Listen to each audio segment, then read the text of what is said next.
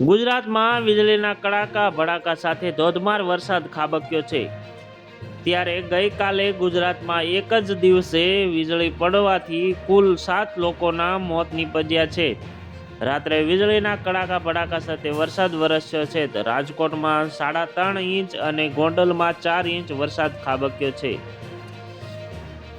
જેટકો સબ સ્ટેશનમાં વીજળી પડવાથી પાવર સપ્લાય ઠપ થઈ ગઈ છે। ધારી, દાહોદ, ધાંગધ્રા, સુરતમાં માંગરોળ વીજળી પડી હતી, જેમાં અલગ અલગ જગ્યાએ 7 લોકોના મોત નીપજ્યા છે। પાવી, જેતપુર અને મોકળ ગામ વીજળી પડવાથી મોત નીપજ્યું છે। તો દાહોદમાં વીજળી પડતા 2 લોકોના મોત થયા હોવાનું સામે આવ્યું છે। હવામાન વિભાગે આગાહી અનુસાર રાજ્યમાં આજે મોટાભાગના વિસ્તારોમાં વરસાદની શક્યતા છે। સૌરાષ્ટ્ર અને દક્ષિણ ગુજરાતમાં મોટાભાગના સ્થળોમાં ભારે વરસાદની શક્યતા છે।